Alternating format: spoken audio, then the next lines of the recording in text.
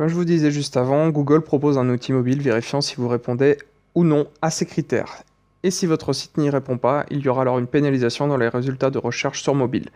Par pénalisation, il ne faut pas confondre ça avec les pénalisations qu'a mis en place Google par le passé, comme Pingouin ou Panda. Là, c'est simplement un critère qu'il faut remplir ou non, et si ça n'est pas le cas, eh bien voilà, vous perdez des places.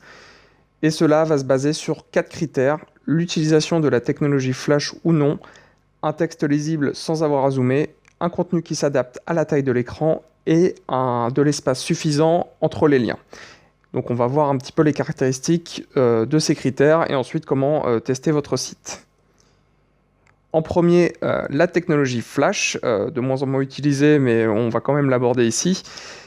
Alors, le Flash est une technologie permettant de créer des animations, des objets interactifs et des lecteurs de vidéos. Et de moins en moins utilisé, notamment à cause des problèmes qu'ils rencontrent avec les appareils mobiles, parce qu'ils ne fonctionnent nativement pas avec les appareils Android. Je crois qu'il faut télécharger un plugin pour faire fonctionner ces éléments. Et là, pour le coup, sur iOS, ça ne fonctionne pas du tout. Et ce qui va se passer si vous avez un élément en flash sur votre site, c'est que sur un smartphone, en gros, ça va afficher un bloc d'erreur. Si vous avez un lecteur vidéo au milieu d'un article, par exemple, qui est en flash, eh bien, il y aura un bloc d'erreur qui va dire je ne peux pas lire ce contenu-là, donc en gros, passe à la suite, quoi. Du coup, niveau expérience utilisateur, c'est très mauvais, donc absolument à proscrire et privilégier plutôt l'utilisation du HTML5 qu'on considère comme le remplaçant du Flash et évidemment des lecteurs vidéo plus récents, voilà, comme Google, Dailymotion, etc. Un texte lisible sans savoir zoomer, ça tombe sur le sens, mais tous les sites ne le respectent pas, donc c'est un critère que prend en compte Google.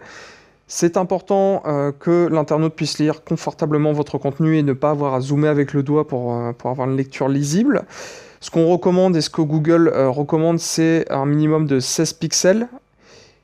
Si vous n'avez pas la possibilité de modifier directement votre CSS, si vous n'avez pas spécialement un profil technique ou vous le sentez pas, la plupart des CMS type WordPress, Joomla, PrestaShop le proposent nativement, ou sinon il y aura sûrement des plugins qui peuvent le faire. Et finalement, un autre point sur le nombre de polices à utiliser, 3 maximum. Et même, je vous dirais de n'en utiliser que 2, par exemple une pour le titre et une pour le texte, si vraiment vous voulez avoir un rendu graphique un petit peu spécial. Et l'idéal pour moi, c'est de n'utiliser qu'une seule police, comme dans le cas que vous pouvez voir sur la droite de l'Helvetica, que ce soit pour les titres ou pour le contenu.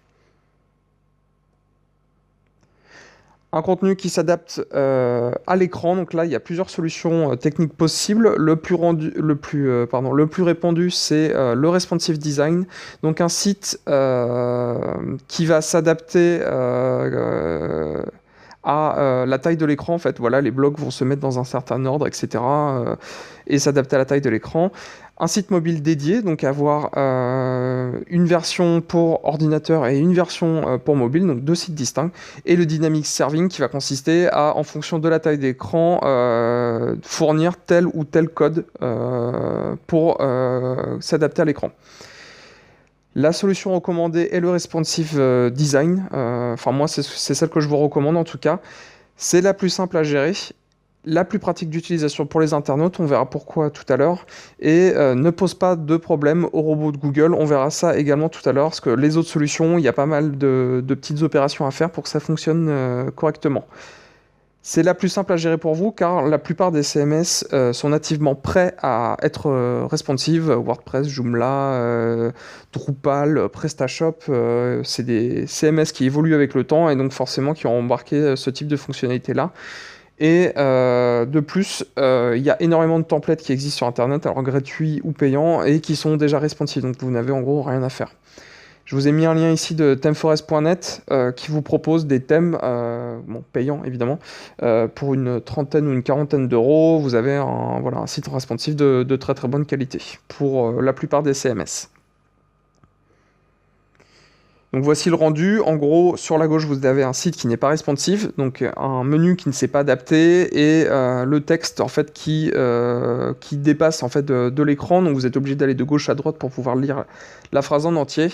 Et quand vous passez sur un mode en responsive, eh bien le menu s'est transformé pour une navigation plus simple et le texte s'est adapté à la taille de l'écran pour pouvoir le voir en entier dans l'écran. Point important, le robot de Google se base sur le CSS et le JavaScript pour évaluer vos règles de responsive design. C'est un robot qui va venir vérifier la qualité de votre responsive. Et du coup, ces fichiers-là, il ne faut absolument pas les bloquer au robot de Google. Si vous n'êtes pas sûr de ça, il y a un outil pour tester, c'est l'URL que je vous mets là. En gros, vous rentrez votre domaine ou votre URL et il va vous indiquer, en fait, il va vous cracher le code que le robot voit et donc vous verrez bien si le CSS et le JavaScript est bien présent dans le rendu. Si ça n'est pas le cas, il faudra vérifier les règles que vous avez mis ou que quelqu'un a mis dans le fichier robot.txt de votre site internet. Voilà, petit point important à bien respecter. Comme je te disais, la méthode la plus répandue, c'est le responsive design. Je pense que ça concernera la très grande majorité d'entre vous. Si vous êtes tout de même dans l'un des deux autres cas, pour rappel, le dynamic serving qui consiste à charger un code HTML et CSS différent en fonction du device.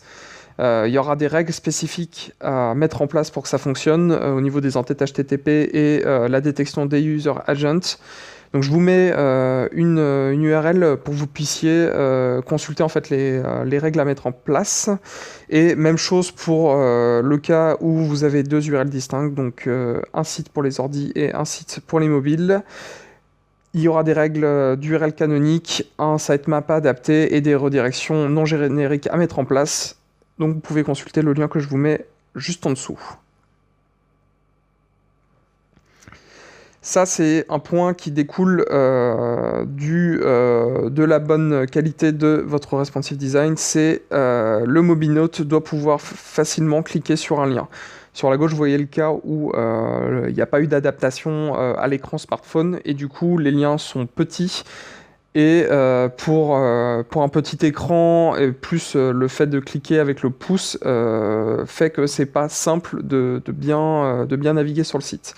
Et sur la droite, vous voyez que c'est un menu, je pense que vous avez l'habitude, c'est un système où vous cliquez sur les trois petites barres et ça déroule le menu sous forme d'onglets. Donc là, les onglets sont bien grands, bien larges et la navigation est facile. Et ça, c'est un critère vérifié par le test de Google. Alors voilà, là on a abordé les quatre critères principaux que vérifie Google. Du coup, maintenant, vous pouvez faire le test. Donc en vous rendant sur l'URL que je vous indique, vous rentrez l'URL de votre site dans le champ et vous cliquez ensuite sur « Analyser ». Et à partir de là, le verdict tombe. Soit votre site n'est pas adapté au mobile et il vous précise les raisons. Et si vous avez bien respecté toutes les règles, là, il vous indiquera parfait, cette page est adaptée au mobile. Donc là, partez l'esprit tranquille, Google considère que votre site est OK. Voilà pour cette partie. Petit point que je précise quand même, le test mobile friendly ne concerne que la page que vous testez, ça ne concerne pas tout le domaine. Donc si vous avez plusieurs règles différentes selon vos gabarits de page, il faudra bien tester toutes les pages différentes pour vérifier si c'est OK. Et on va passer au test de rapidité de votre site.